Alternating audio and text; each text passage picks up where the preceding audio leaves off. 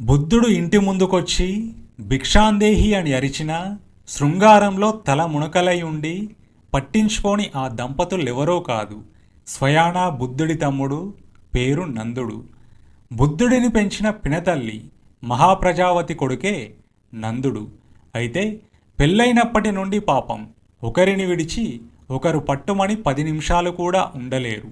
24 గంటలు అదే వారి పని. అందుకే బుద్ధుడు వెళ్ళి భిక్షాందేహి అని అరిచినా వాళ్ళకి వినపడలేదు. పనమ్మాయి వెళ్ళి బుద్ధుడు వచ్చి వెళ్ళిపోయాడని చెప్పగానే వాళ్ళలో టెన్షన్ స్టార్ట్ అయింది. కానీ భార్యను విడిచి వెళ్ళడం నందుడికి ఇష్టం లేదు. భార్య కూడా నందుడిని విడిచి ఉండలేదు. ఏది ఏమైనా నందుడు బుద్ధుడి ఇంటికి బయలుదేరాడు. బుద్ధుణ్ణి తన ఇంటికి భిక్షకు రమ్మని బతిమాలాడు. కానీ దానికి బుద్ధుడు నిరాకరించాడు. అయినా నందుడు బుద్ధుణ్ణి బతిమాలాడసాగాడు. అప్పుడు బుద్ధుడు నందుడికి ధర్మదీక్షను తీసుకోమని చెప్పాడు. కానీ నందుడికి తన భార్య గుర్తుకు వచ్చింది. ఒక్కసారి వెళ్ళి తనకు విషయాన్ని చెప్పి వస్తానన్నాడు. బుద్ధుడు అతని శిష్యులు చెప్పినా కూడా నందుడు అదే ఆలోచనలో ఉన్నాడు. జీవితం క్షణభంగురమని, ఈ తుచ్చ సుఖాలను వదిలివేయాలని బుద్ధుడు నందుడికి బోధించాడు. అయితే నందుడికి ఇష్టం లేకుండానే దీక్షను తీసుకున్నాడు. తరువాత ఒక శిష్యుడు నందుడి భార్య సుందరికి చెప్పడానికి వెళ్ళాడు. కానీ విచిత్రంగా అప్పటికే సుందరి నగలను, విలువైన బట్టలను తీసేసి తాను కూడా దీక్షను తీసుకోవడానికి రెడీగా ఉంటుంది. ఆమె బుద్ధుని శిష్యుని చూసి ఆశ్చర్యపడింది.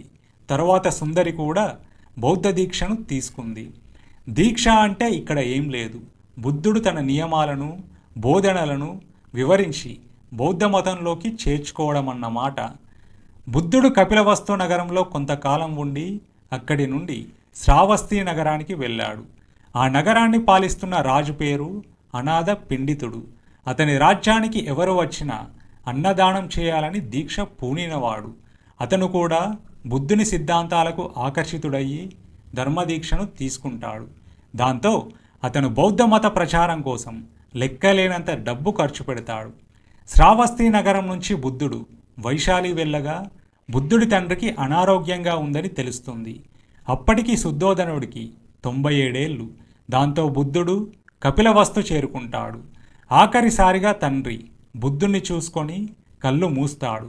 దాంతో బుద్ధుడు యథావిధిగా తండ్రి అంత్యక్రియలు జరిపాడు. శుద్ధోదనుడు చనిపోయాక కపిలవస్తు రాజ్యానికి రాజు కరువయ్యాడు.